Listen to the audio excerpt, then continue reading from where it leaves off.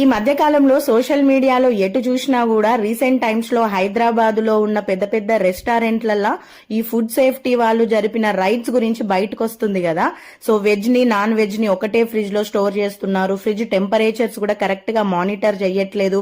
Expiry foods అన్ని కూడా వాడేస్తున్నారు. ఎక్కువ రోజులు స్టోర్ చేసిన ఫుడ్ ని కూడా సర్వ్ చేసేస్తున్నారు.